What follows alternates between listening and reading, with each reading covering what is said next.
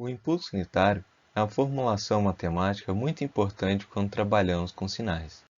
Vamos ver que o impulso unitário não é possível ser realizado na prática, mas a sua formulação matemática ajuda a trabalhar com sinais e sistemas, e, por isso, iremos utilizar essa função em diversos momentos neste curso.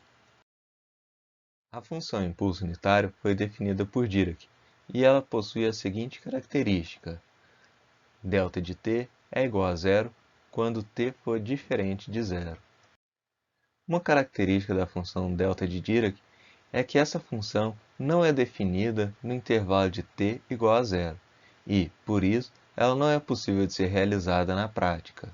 Podemos utilizar a função delta de Dirac devido a outra definição que ela possui, que é a integral de menos infinito até mais infinito de delta de t dt é igual a 1.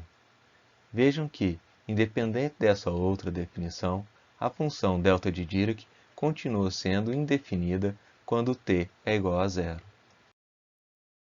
Uma forma de podermos visualizarmos a função delta de Dirac é interpretar ela como sendo um retângulo cuja base mede ε e a sua altura mede 1 sobre ε.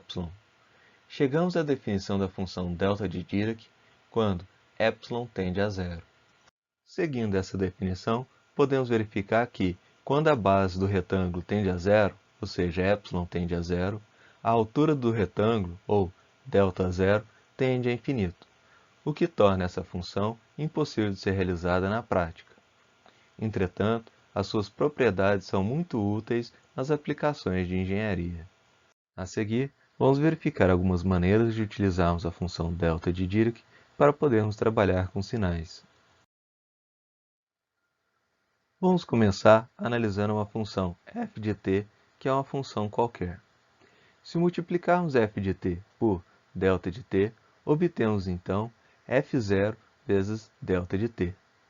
Obtemos isso devido à propriedade da função delta de Dirac, que é de ser zero para todos os intervalos de tempo, exceto no instante de tempo zero, quando a função não é definida.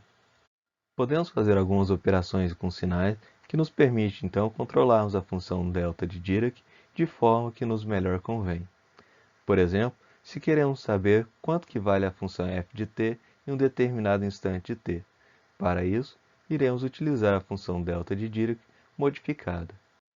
Em outro tópico, será apresentado algumas operações que podemos fazer com sinais. Para este exemplo, iremos trabalhar apenas com o atraso. A operação atraso altera a posição da função no tempo. Se o atraso for positivo, a função é deslocada para a direita. Se for negativo, a função é deslocada para a esquerda.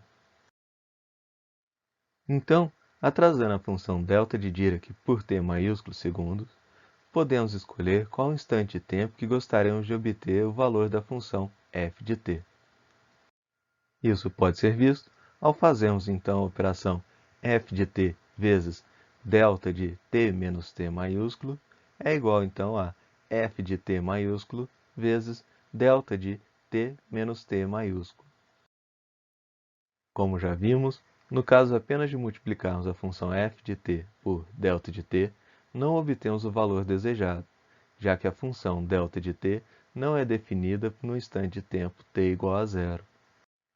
Entretanto, conforme podemos visualizar na equação, ao multiplicarmos a função f de t por delta de t, a função f de t torna-se uma constante, já que, por definição, delta de t é nulo em todos os outros pontos, exceto em t.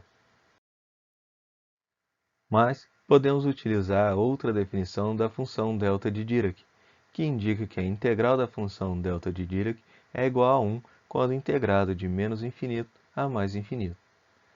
Através dessa integração, podemos então obter o valor da função f de t no instante de tempo que desejamos.